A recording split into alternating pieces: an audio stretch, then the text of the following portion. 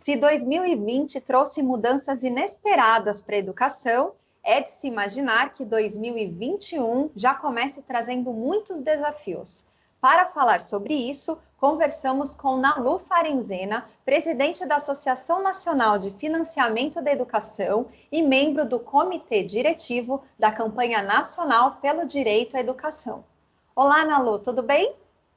Boa tarde, Vivian, tudo bem? É um prazer conversar contigo. Tudo jóia. O prazer é todo nosso. Muito obrigada por ter aceitado essa nossa entrevista. Bom, vamos lá. No final de 2020, o Fundeb quase viu seus recursos serem desviados para escolas do Sistema S e escolas religiosas. Mas a educação pública venceu e a regulamentação agora terá novos desafios, não é mesmo? Quais são os próximos passos? Explica para a gente, por favor. Então, primeiro, mais uma vez, registrar a histórica vitória que ocorreu com a aprovação do PL de regulamentação do Fundeb, sem a ampliação da possibilidade de incluir no fundo instituições privadas sem fins lucrativos e mais instituições do Sistema S. Bom, então o próximo passo, o primeiro deles será a sanção presidencial da lei, aguardada aí para os próximos dias. A nossa expectativa e de todos os que defendem a educação pública e o Fundeb para esta educação pública é de que haja uma sanção sem nenhum veto, respeitando aí um longo processo que vem desde lá do início da tramitação da proposta de emenda constitucional que deu início ao Fundeb, de caráter permanente. E, embora nós tenhamos uma regulamentação agora aprovada na Câmara dos Deputados, a própria lei, que foi aprovada na Câmara, então, no dia 17, ela prevê uma atualização de alguns dos seus termos, Então, isso vai entrar na agenda governamental, então tem que ser definidas, de um modo um pouco mais duradouro, as ponderações de matrícula, as diferenças e ponderações de nível socioeconômico dos alunos, por exemplo.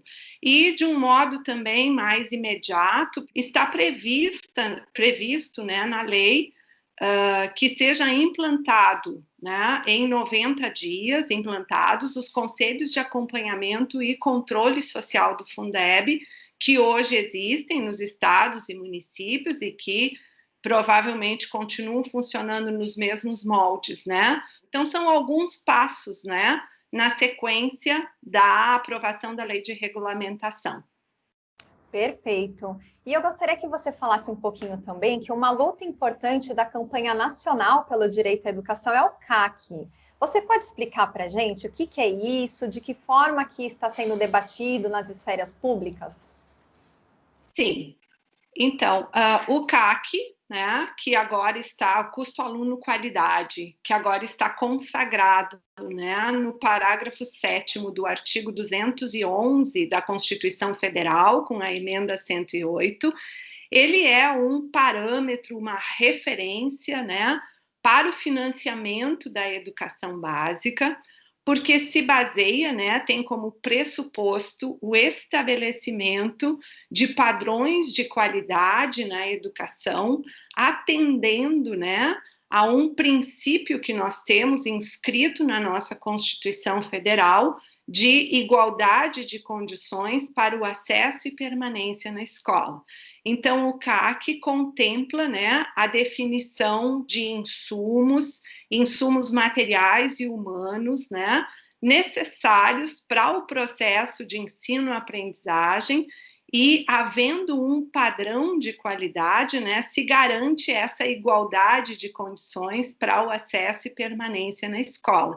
Então, esses insumos, materiais e humanos, eles abrangem insumos para estrutura e funcionamento, das escolas, por exemplo, ter biblioteca com um acervo, que seja compatível, né, com o público atendido.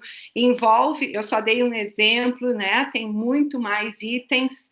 Nós temos também insumos relacionados às trabalhadoras e aos trabalhadores em educação, que envolve a garantia de carreira, a garantia de uma remuneração condigna, né? O CAC também contempla de diversos modos, via esses insumos materiais e humanos, a gestão democrática das instituições educacionais, né? E todas as condições também de acessibilidade, né, para que a política educacional seja inclusiva. Então, é uma referência, o CAC, uma referência, né, ligada ao estabelecimento de padrões de qualidade e na perspectiva de garantia de igualdade de condições, processo e permanência na escola, e para isso são necessários recursos, né, para garantir que todas as escolas brasileiras possam contar com esses insumos. Inclusive, eu ia até te questionar, mas você já até falou, mas acho bom a gente reforçar, né? Que o CAC não contempla só a estrutura, também tem a questão da remuneração dos profissionais da educação, né? E até ia te perguntar como que eles seriam contemplados nesse caso, e nesse cálculo aí já está incluído, então, né? Isso, então o CAC sim, né? Ele tem como uma das suas categorias, vamos dizer assim, né? A valorização das trabalhadoras e trabalhadores em educação, dos profissionais da educação, que também são valorizados no âmbito do Fundeb, né? Porque agora vai ter uma vinculação dos recursos do Fundeb no nível de 70%, né? Para a remuneração dos profissionais da educação, e o CAC contempla essa necessidade via remuneração dos profissionais. A gente tem atualmente, né, um piso salarial profissional nacional do magistério, que está em R$ 2.888, né, nesse ano, para 40 horas, para aqueles professores que têm ensino médio, né, mas não é um valor suficiente com o qual possamos dizer que há efetiva valorização, porque os professores brasileiros, né, eles recebem em torno de 24% a menos, né, do que outros profissionais com o mesmo nível de formação. Isso já foi detectado em diversos monitoramentos do Plano Nacional de Educação. Então, a valorização dos profissionais de educação por meio de carreira, por meio de formação e por meio de remuneração, né, é sim um dos pilares do custo aluno-qualidade, na perspectiva do que eu dizia antes, né, de garantir igualdade de condições, processo e permanência na escola, e também para valorizar esses profissionais, né, que são trabalhadores. Perfeito, Nalu. Inclusive, assim, com a regulamentação do Fundeb, que até será um pouco incrementado, né? Você acredita que o Brasil vai ter como bancar uma real valorização da educação depois de um ano tão difícil como 2020? Bom, eu costumo dizer o seguinte, que o Fundeb, ele é um avanço, né? E diversos atores, enfim, na sociedade brasileira, da área da educação e apoio também de outros, lutamos muito pelo Fundeb, né? Mas o que vai acontecer com a implantação agora do Fundeb de caráter permanente é a elevação da complementação da União, né? E isso vai acrescentar mais recursos, que são, sim, indispensáveis para milhares de redes públicas brasileiras municipais que vão contar com mais recursos, né? Contudo, as necessidades em termos de implementação, de concretização das metas de expansão e de garantia de condições de qualidade do Plano Nacional de Educação, né, elas demandam mais recursos. Então, com o Fundeb, a gente tem, incluindo o Fundeb, né, nós temos um nível, né, de possibilidades, potencial, né, de despesas, de investimentos em educação no Brasil, que está aí em torno de 5,2% do nosso produto interno bruto.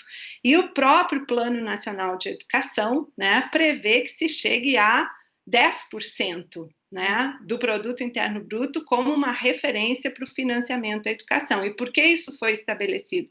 Porque seria um valor para dar conta, né, das outras metas do Plano Nacional de Educação. Essa é a 20, mas todas as outras precisam de mais recursos. Então, para garantir a expansão, as condições de qualidade na educação previstas no PNE, e para garantir também, né, a implementação do custo aluno-qualidade, mais recursos são necessários e eles não advêm do Fundeb. O Fundeb está nessa configuração, mas a perspectiva, né, ou a luta, na verdade, é que mais recursos, né, para além do Fundeb, sejam mobilizados. Com certeza, essa luta pela qualidade da educação pública continua, né? O Fundeb foi uma grande conquista, mas ainda tem muito, né? Nalu, olha, eu agradeço muito a sua entrevista, muito obrigada aí pela sua explicação, né, sobre como que vai ser a partir de agora, e a gente se fala novamente futuramente. Certo, muito obrigada. Eu que agradeço, né, pela oportunidade de conversarmos, né, um pouco aí sobre o financiamento da educação, o custo aluno-qualidade, o Fundeb e a valorização dos profissionais da educação. É isso aí, Nalu, muito obrigada, viu? E o programa de hoje fica por aqui. Até a próxima edição.